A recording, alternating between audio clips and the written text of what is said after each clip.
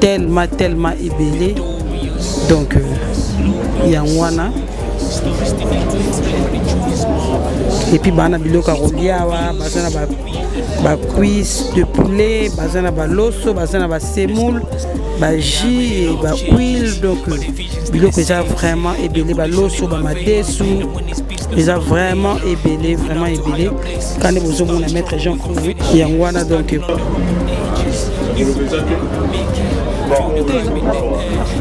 Politique à chaîne à la télévision où il va salir effort makasi podcast pour sensibiliser batou. Nous avons touché bango mité mapo baya a wa politique la biso bilo.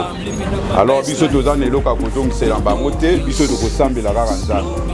Zambe oyo apesi bango likanisa malamu ya politique la biso bilo ko oyo vraiment azong c'est la bango lisusu ya ebele de plus.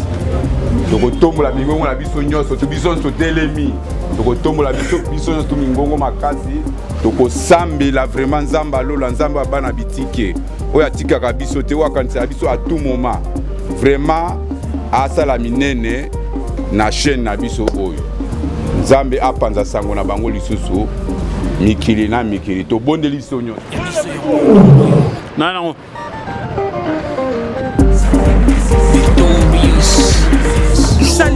Salut à tous nos chers abonnés de la chaîne Yabiso Podcast.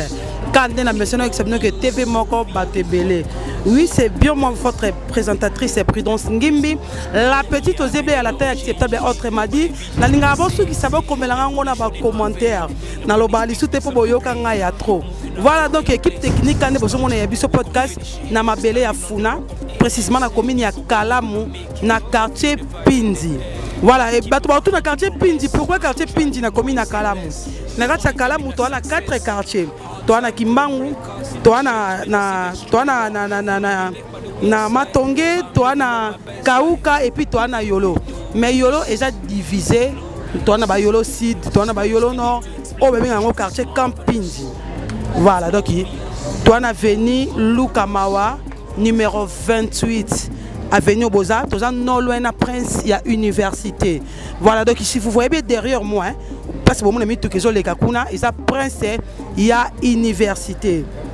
Nazanga Morote, Nazana équipe technique, tout ça liboso il y a orphelinat, les enfants du cœur. Voilà, bien mon boy, action podcast, donc il y a raté déjà. Tout ça vraiment liboso il y a orphelinat, les enfants du cœur. Voilà, nazanga monte quand na epsino to ana mu zamba wado ki yemora pese là et puis na El Marakoto yo yemora pese la pese là avant na kota na saluer na pese ba mote ka ndenge zalara moi lilo bana ngambu na bango bonjour. Bonjour bana membre balandi ya biso podcast télévision le lengete balobi masolo ya libe manzungulu et si la rabete yango bomonete. Vous comprenez donc yede amo malobane déjà sexangai.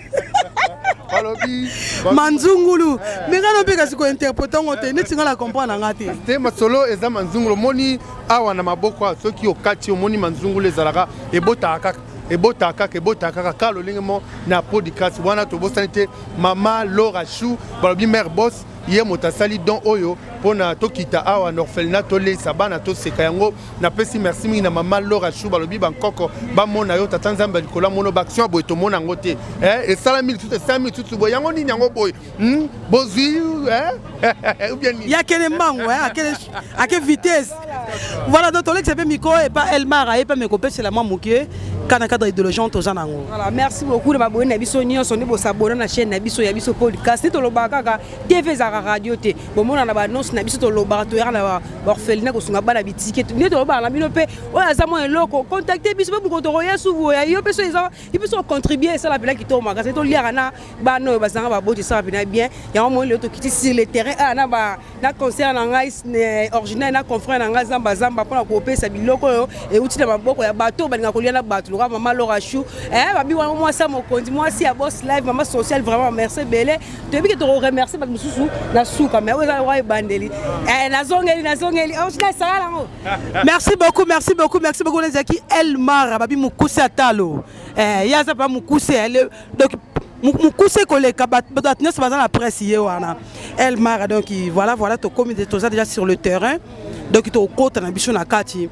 mais avant to kota quand même moi remerciement en tout cas babi reconnaissance ça sera bien muto asali au moi bolamu yeba ko remercier pour fortifier lobby susu asali lo bolamu na kati masolo ndeza bo eloko pena ememi biso awa raison oyé na biso na orphelinat babi eza na bato nzamba pesa mitema kosunga o ata compassion kati na bango tel que maman Laura Chou babi maman Laura Matuila que je les sali à passant coup de chapeau na yo original yo donc maman moko bien maman moko social babi mère boss molonga ni ya boss live na bokasita ya biso podcast nde asepela ki lelo alata na borpheline aliana bango amelana bango ka nengezara c'est pas la première fois ba geste on déjà to sala kaisa na chaîne je crois ba la biso nyoso ya biso podcast o bo mosana ko landa biso partout dans le monde bo mon a déjà charité ndenge to sala lango to zaki na banjili to zana ba kasavubu équipe par place cité lelo to na kala moi précisément na camping voilà donc maman Laura Chou na molonga ni na ye mo boss que je les sali à passant boss Roni Malunda ma Patrick boss nanga te na lela ya trop donc ils vont des baso qui li kanisi oyo na moi bateau bataki maboko na ba poche pour na ko contribuer le quoi ba mettre Jean Fumu na profiter ko ça ko pesa en tout cas ba joyeux anniversaire ba fabuleux anniversaire en tout cas le londe toroyo kate pona ye voilà donc nzamba zo ngela ya mingi parce que yé pas contribuer na kata masolo et puis na bokasité ya biso podcast ndeto kiti sur le terrain quand ndeto ba chaîne ou eza chaîne moko et puis ça bien toucher information vraie information réelle tout ça vraiment na camping na orphelinat les enfants d'Iker. Voilà donc mbote belé na bato nyonso obo bote botiki ba misa na bino bo vandi na ba poste télévision na bino po bolanda édition ya mukola lelo to ça vraiment na orphelinat donc un grand merci et pas ya bato mususu to yebite mais bozwaki maboko botaki na poche ba héros dans l'ombre ba benga ba héros dans l'ombre bazanga ate pas mususu abonne komi bimisa mais azali en tout cas ngana mi pesa bino les gens merci nzamba lola azongisa liboso na bino ya biso yango oyo eza biso na biso suka ya makambo eleki bandeli mesiko yo nde tango na biso lelo eza lelo don't have to wait till tomorrow poto kende liboso tia kondima likolo na nyoso po mosika to wuti nini te to moni na nyoso to sali mekondi mekuli forever grateful I'm counting my blessing my way to begin cause eleki mingi likolo na seko lekaba ute bandeli si to benga mabalongi always give thanks for the life I'm living the coming is like I'm watching a movie soki na kanisi bolamu na yo elekelaka ngai osali ya kokamo oduwa give in exchange koma koyebisa ngai liwa ya sondima pepe onga nazwa bomo ya seko elekelaka ngai give to Caesar what belong to Caesar yebiso lokumu topesa na nkolo obimisanga na molili opesa lilobo epelisa mwinda okomisa nzoto etonga makambo na koma komona kokamwa ebandeli pe suka nyonso tosengaka esi osala bokitano ya bala ya mabana bilaka na ndima kokokisa nyonso mpo na ntina nanga ya motuya yo pesanga ofeli nzambe tata esengo na ngai ya libela moninga na ngai ya motema matoye yoki miso emoni minga kolobeza te motema eza temo emisala emonani minga kolobeza te touti mosika esansel tokomi minga kolobeza te ya kolobeza te minga kolobeza te matoye yoki miso emoni minga kolobeza te motema eza temo emisala emonani minga kolobeza te touti mosika esansel tokomi ndeka na yebisa bino ke biso topesa toujours information vraie information réelle ndeka na yebisa bino eza na bato nzambe apesa mitema ya kosunga bato nzambe akotisa mawakati na bango luka ba mama Laura Matuila mère boss autrement appelée Maman Laura Chou que j'aime bien donc maman sociale maman moko donc a quitté le lofaliana bana alatana bana et biloko ngwana déjà ezokita nde bozo monara wana ba biloko ezokita donc to kota na ngona kati nyoso aneza pona bango ezate ko mususu ya ba ezokende soki wapi non nyoso pene ezotikala wa bakolata bakolia bakomela bakoli nyonso bozo mona wana.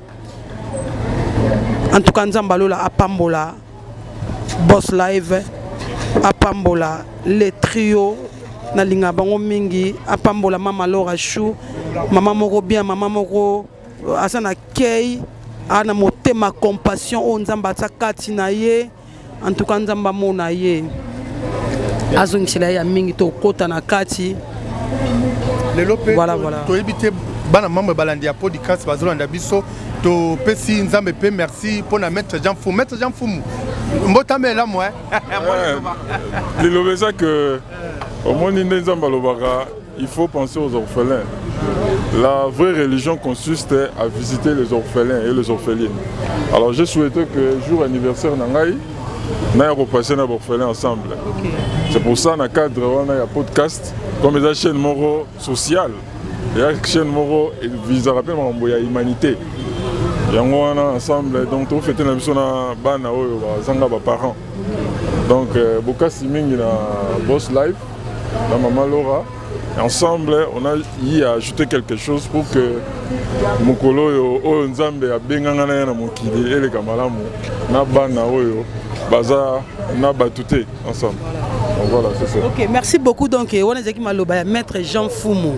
Et wa botami lelo donc ça non vraiment bébé mais Nzamba ti maloba kati na ye ndebo mona lobi mwa mbela donc ka ndenge zalaka lelo pe na botami asepeli koliana bano bazanga ba mama bano bazanga batata en tout cas lisu ne pena etali bango Nzamba lola azong c'est mingi na otiko ba tout de suite donc na bokasita ya biso podcast na bato basali ba geste ba bimisi mwa muke na poche na bango Nzambe azong kila bango ya mingi wana to sana biso entrée tokota déjà na kati pour que to meka muke ko solo la peine na bana voilà merci beaucoup. Ouais donc on a toujours quota. Bonjour les enfants. Okay. Ouais, on a donc bana ya les enfants d'Iker, bangwana. Tokuta na ba responsabilité na bango ndeto, ba responsable na bango ndeto roye ba moi mukiel ko sola na bango. Merci beaucoup. On a été pour à 15 heures. Ah, tout à fait.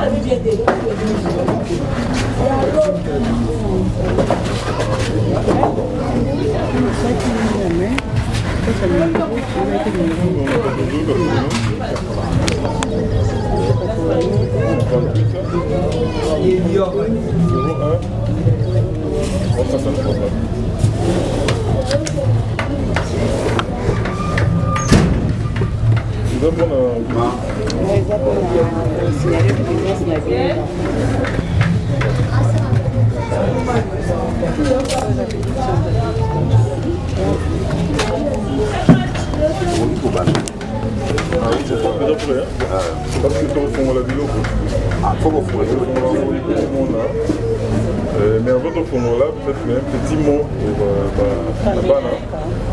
Le problème est ça, c'est ça la capote. Il y a ma prière, c'est aussi passer nos paroles. Allez, toi télévision.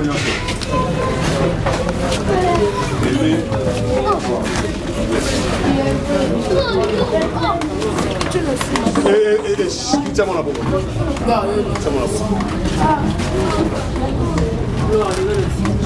Bon, toyambi papa na biso na bamama nde tosalaka na kati na esika oyo botyela biso nzembo toyambaka bapaya na biso na esika oyo.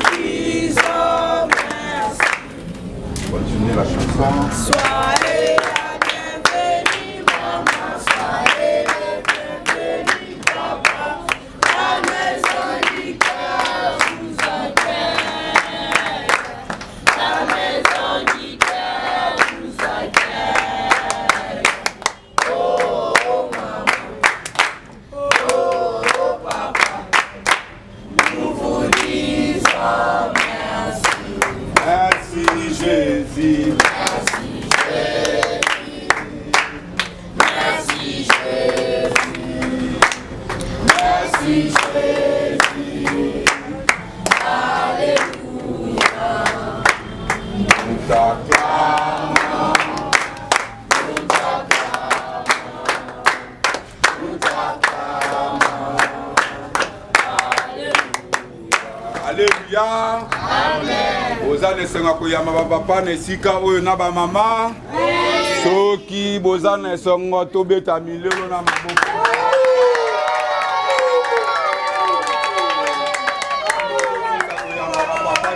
Prière na biso tosalaka na kati na esika oyo. Tokanga biso na biso. Papa bauti mosika ta bakanisi biso. Alors tokumisa Nzambe. Nzambe moka conduire biso du début jusqu'à la fin tobondeli na kombo na Yesu. Notre Père Seigneur,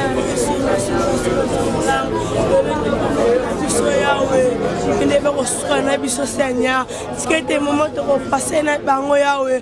Et avant qu'on me bénédiction na kati na esika o papa. Il n'est pas mbola bango Yahweh, pas mbola libota na bango mobimba. Protéger bango et ben na RDC o asini kan sa boy tika construire na kati na esika o. Tiketi ni bakanisi biso Yahweh et pe kanisa bango ato basali. Soki bakamela ko simba te na ato ba poste bakamela ko kindeli boso Yahweh. Ine kamba bango Yahweh. Batira bango. Zala bango papa na. Alléluia. Amen. On va ni biso nyonso. Papa tosepeli komona biso bino na kati na esika oyo. Biso toza orphelinat des enfants du cœur. Oyo kamamina papa na biso Cherindeke aza na France elongona ba oyo bazali na esika oyo tokobenga secrétaire na biso aya kosala moi résumé ya présentation na kati na esika oyo. Mama Sek a passé la présentation.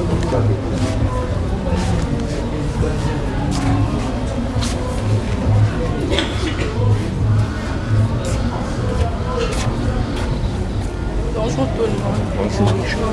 Je suis venue faire une petite présentation par rapport à l'orphelinat Les Enfants du Cœur. Il y a de cela 5 ans que l'orphelinat fonctionne déjà. Le fondateur c'est Papa Cherindeke. Et puis nous avons le président Papa Pascal et vice-président qui vient d'être là, Papa Luison. Et moi je suis la secrétaire et communicatrice de l'orphelinat et le chargé de la relation extérieure. Maman Mimi aussi, elle est là, la caissière. On a 3 femmes ménagères et une sentinelle qui était ici, Papa Prince, pour la surveillance des enfants. Merci beaucoup. Merci beaucoup.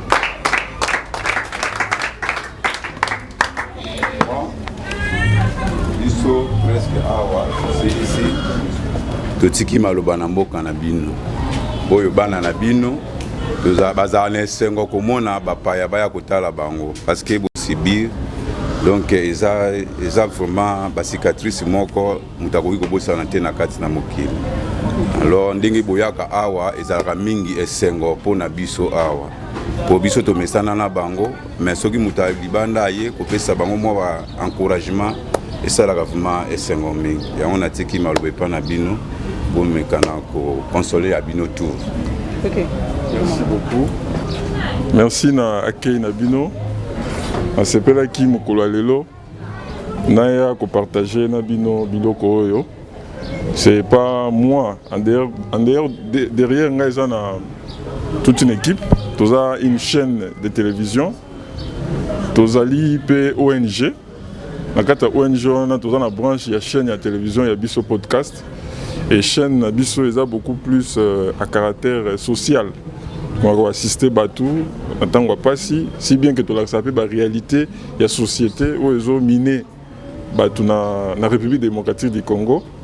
Alors les autres c'est là qui vraiment ensemble toi comme on a orphelinat na biso, comme on a les enfants de cœur. To yoka ki sangolongo na musika, to mona ki on a bilili. On se dit que pourquoi pas toi visiter na biso baza na passi. De yango na préféré qui que ça la malelo mukolambota malanga parce que depuis lors tout ça là mais je me suis dit que na passé anniversaire avec les enfants donc yango wana na bokasi ya ndeko na biso pas dans Londres Roni Malundama achaki pe loboko omoni ba koli oye uti Londres et na son épouse maman Laura de Nangai tolobi non toye ensemble et toya ko apporter aide na biso soutien matériel et moral na bana.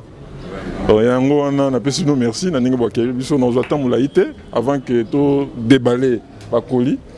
Na ninga ko pesa na bana bonjour na bino nyonso. En tout cas na moni bino na sepeli ezali kambo et comme la batu nyonso. Moi personnellement papa na ngana maman nga baza en vie. Mais je suis toujours regardant na orphelin. Et naïbi que religion et Bible et pardon que religion à solo la Sainte Religion c'est visiter les orphelins. Mais pour moi c'est aussi ça la religion de pratiquer et à quoi dépasser énergie, koya kota la bana, kota la bino, oza bande konangai. Biso nyonso toza ndenge moko, toza ba congolais. Donc en mokolo lelo eza mokolo mo to kota la bino c'est pas la dernière fois. Na o to nango yo ba kokabola mutazuta biscuit mutazu mo elamba et ça la bino bien mais to lingi bino mingi. Merci.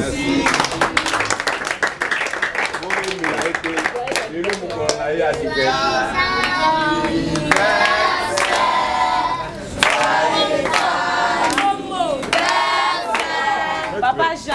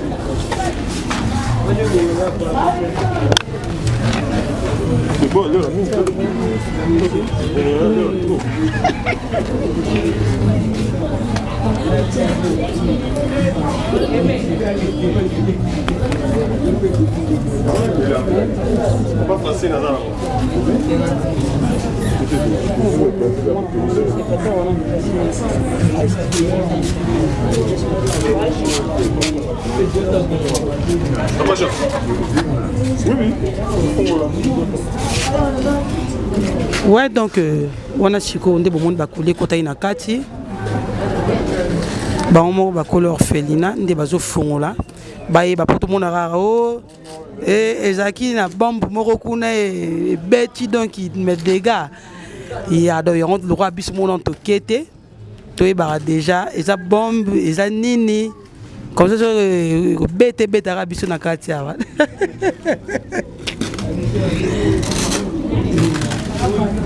Voilà, donc bakoli à moi les gens font comme ça tu découvres ni nango exactement na carte. Voilà.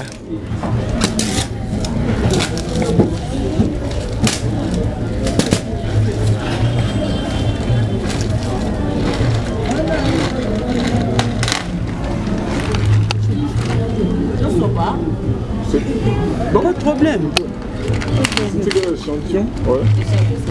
Échantillon.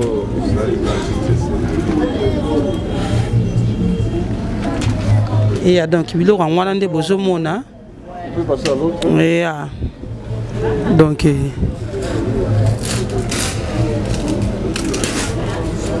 y a un babi wana eza koli ya ba sapato.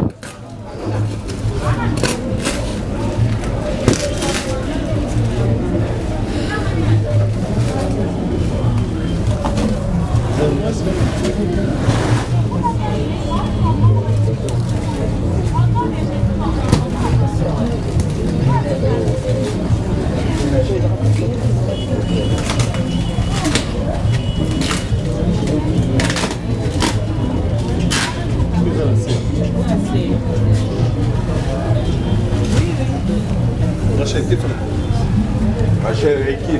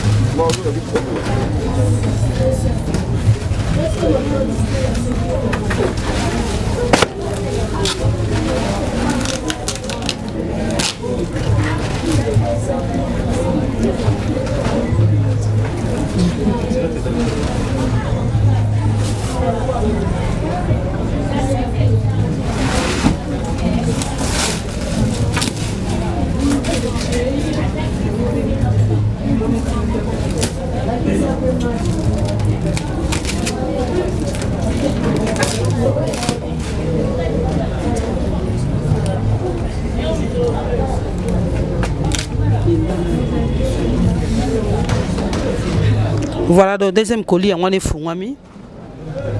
Quand des bozomona, donc bah jouer zawana, bah sapato, bah bilamba, donc tout qu'on sort, bah biloko vraiment, et ça ébélé.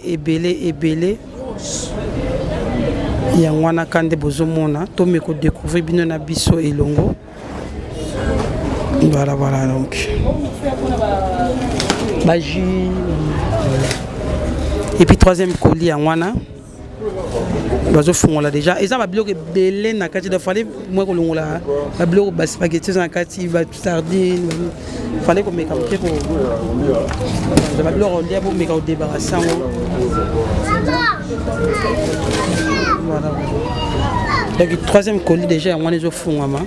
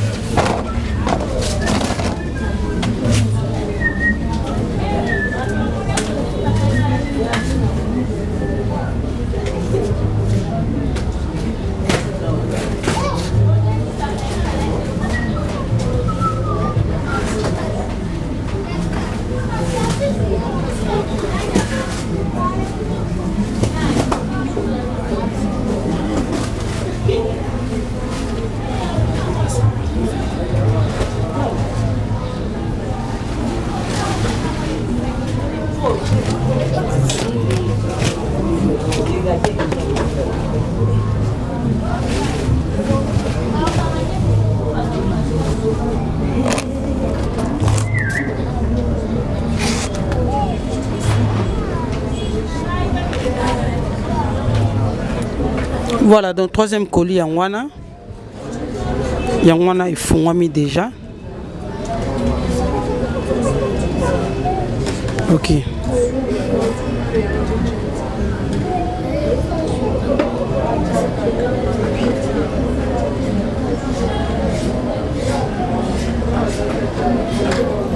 Troisième colis, on a besoin de jouer. Il est tellement ébélé dans la case. Tellement ébélé. Donc, il y a un et puis, il y a un cuisse de poulet, il y a un loso, il y a un semoule, il y a jus et huile. Donc, biloko eza vraiment ebele baloso bamadesu eza vraiment ebele quand nde bozomona maître Jean Fungu yango wana donc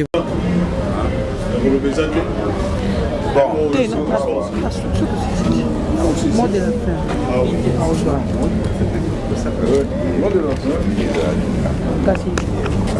Je conseille à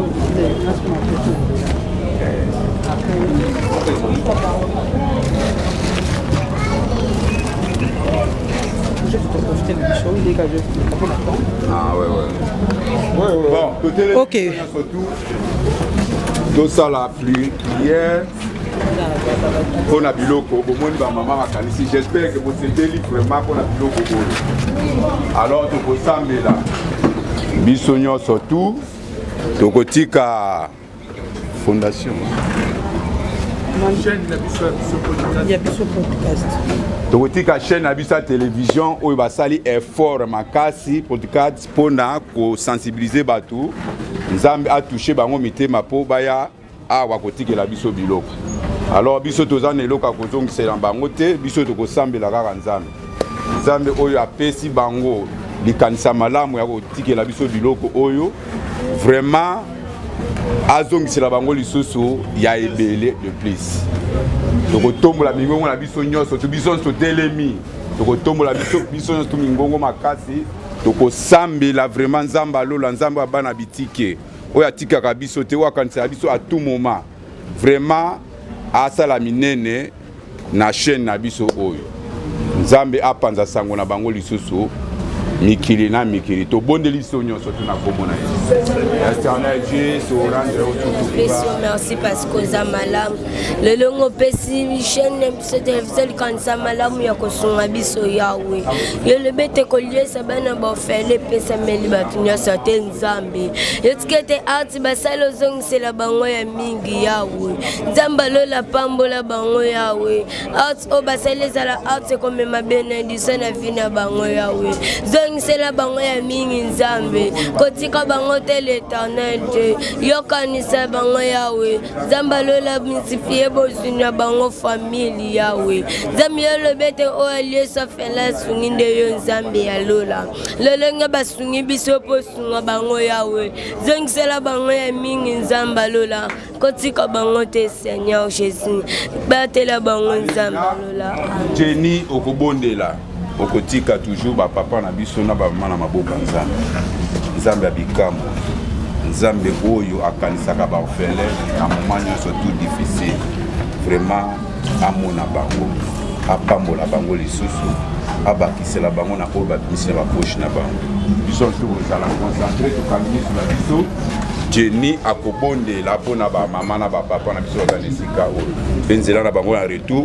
totike bango na maboko na nzambe tobondeli na Jenny zambalola na peso merci parce que za malamu lelongo la msakini biso na ntango mpo tokomisi biso susu momo père de gloire mingi bakomi momo te mpo topesi lisusu bamama biso bapapa biso likanisa malamu yo kosunga biso na momo père de gloire nzambe otike te ndenge basungi biso pambola bango yawe multiplier bozwi na bango Seigneur kotika bango te yawe yo lebete oyo asungi afela sungi nde yo nzambe alola yo tike te art basala ezala art comme ma bénédiction na vie na bango yawe mbula mapambo lesopa na likola vie na bango nzambe kotika bango te Seigneur Jésus tu as dit à ta parole la main qui donne c'est la main qui reçoit yo tike te ndenge bapeso zongisa mingi yawe soki otombola ki papa tero tombola bango pe Seigneur soki opambola ki papa tero pambola bango pe Seigneur Jésus yo kotika bango te nzamba lola yo batela bango Seigneur Jésus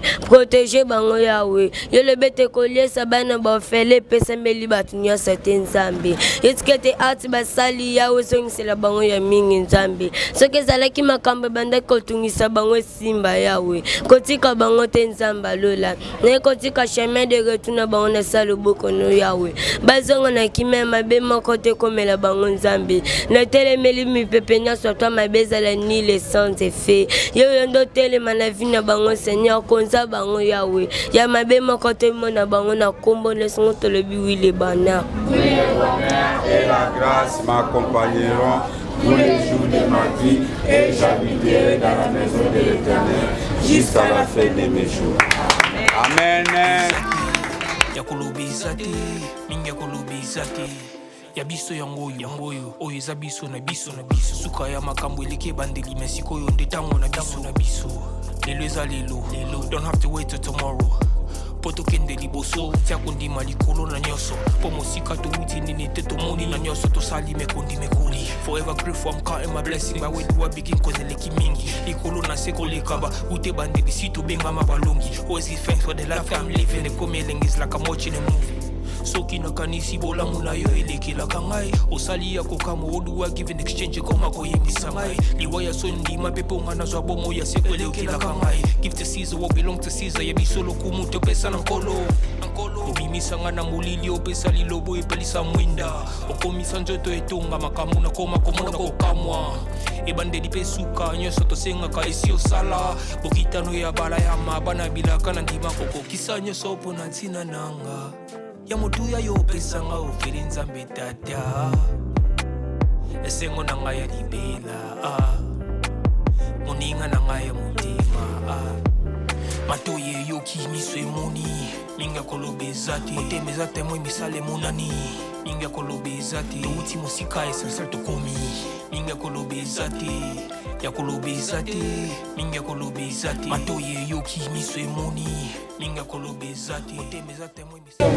Voilà, merci beaucoup. Na bayenyo so besoin ki libaku malamu ya kolanda édition na biso ya mokolo lelo donc je crois que to silisi na biso mino moni bombe bimite bilamba biloko kolia ba jouer ba bombo et puis et tout biloko makolo voilà biloko kolia eza wana ba loso kande bomoni donc nzamba lola apambola maître Jean Fumu lelo ezaki anniversaire na ye apambola boss apambola molonga ni na ye mama Laura Chou na yango na ko profiter pendant na leka bongo te ça que na pesa ba mbote na nga ebele na couple moni donc papa Jean-Louis na mama Berthe na London City babi bangonde ba parrain à solo babi so za parrain na bango okufa sunzala te tala niveau donc sans oublier et pas papa Mbala motema ya mama Clarisse na London voilà bangonde ba koko ya boss live na mama Laura Chou ya bino ya ngwana na saluer bino et puis ye pena so na bois qui est en sepelate makasi babi Moïse ou Abela mais c'est le monde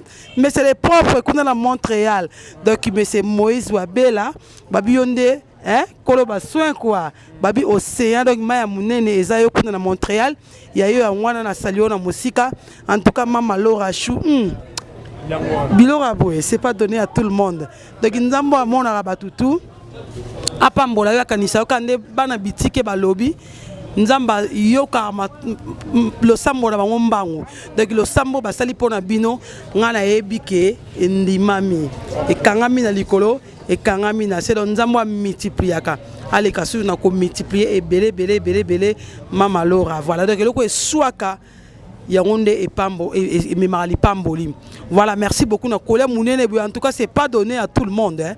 Et puis les trio na linga bino ya trop babi mon boss Roni Patrick Malundama et ainsi que Jacking te Malundama le boss Yannick Malundama babi wanande ban papa Silva Malundama mon bof que j'aime bien mon bof que j'aime bien donc minga le bezate et puis non passer micro nanga et pas ya zamba yo le la pamba parce que na kangami na micro ya lingane bongo te au moins la même mi se bando kitae moi lilo ba vite moi dédicace vite merci beaucoup bana membre balanja chef nzamba nzamba na ko pesa ka be merci na yemoko mama social mama Nora Chou bomoni biloko euti na niveau à Londres ba sardine yewana ba bombo biloko ya bana en tout cas moteur moi madame mama social mama Laura Chou na makasi na ende toye on appelle merci makana na mère sociale balobi motema kitoko motema pété yango wana. OK merci beaucoup maintenant on raté ngal le kana OK suki na habité moko kaka mi so ozwate ah tete oh mi si sona ba pesa nga bembo motema soloté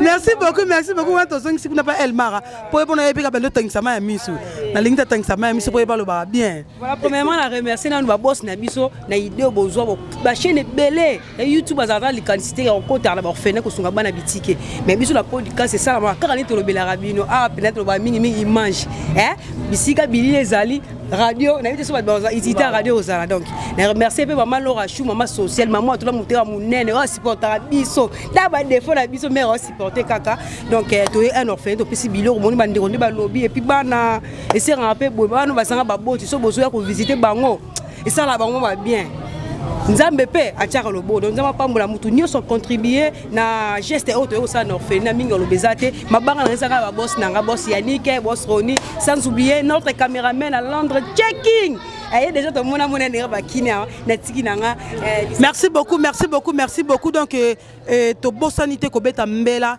et pas ba ndeko to bi ke Nzambe atsaba te bele mutema ya kosunga en tout cas même ngande bozo mono na za orpheline de père et de mère mais na yeba déjà monde basomba kwanga nde basomba mwa lipa bano amike no ba yebi te na bi ke batami tema malamu e bele botikali obo moni geste obo moni action oyo ata ozana biloko mais ozangi transport ba numéro ya ngwana na bande de filature so bo contacter ka numéro wana en tout cas ba boss na biso ba sunga bino na transport biloko e koma awa na kati ya orphelinat je sais pas numéro maman soki ezali vite pour on peut ça batunya so balanda bazolanda biso partout dans le monde bisika bozwami na bi que geste oyo et pesi bino sengo quelque part pesi moi mawa et pesi pe moi courage ya bande comme sous basala ndenge o bande ko na biso basali donc yango to pesa bino numéro vite pour que bo soit numéro wana ceux qui bo sepeli pe ko benga na directement na orphelinat awa et ça l'appelle malamu mingi koleka boss na biso pas orphelin boss Roni Malundama les trio basape ba orphelin mais est-ce que c'est orphelin de père de mère plutôt pardon papa Silfa na salio na mosika mo bof oui mbela na ngwende na yo zali bazani ba orphelin de mère mais de père parce que papa a envie oui je sais pas numéro vite sur les ali. Je crois que le numéro est zaté. Voilà donc le numéro quand il y a chaîne on est sur les canaux de filature. Vous avez besoin de contacter bango ezali. Ah d'accord, babi numéro ezali donc vite pour me kosunga biso déjà to comme na suka to si to chité déjà et tikalika numéro ate awa partout oui. Donc voilà numéro ba pesa biso yango de tikali mettre aussi ici na biso déjà. Aussi ici donc je sais pas ce que moi liloba monsieur ezali liloba ezati mama nanga prudence ba bi mama kitoko moi c'est kitoko nga na bi moto mondela zo été nazara ya bato yo ba okanelo yo nazara ya bato mindele ba okanela bato ba okanela yo luka ba mindele problème to bosani nzamba lola nzambe limbisa na sima caméra ba mona na raté babi mwana muke na bangenge na Jordan te yene mto sala kitobi ma ba jolibilité kitoke pele ngi kande bozolo ba ngate ngala bosana ki déjà elle mara ai o mutu la wala ke li passe la pour la makiki boko mole kala mingi ti aro ti mali bosa kanye ota makiki na ngate est-ce que makiki na ngapende ya ngane ye na neleki souvent on bien ya nga oyo ne ye ah bon comme on a commentaire merci beaucoup je crois que c'est comme la souka bye give to Caesar what belong to Caesar ya bisolo kumuto pesa na nkolo obimisanga na mulili opesa lilobo epelisa mwinda okomisa nzoto etonga makamu na koma komona kokamwa ebandeli pe suka nyonso tosengaka esi osala bokitano ya bala ya mabana bilaka na ndima kokokisa nyonso mpo na ntina nanga ya motuya yo opesanga ofeli nzambe tata esengo na ngai ya libela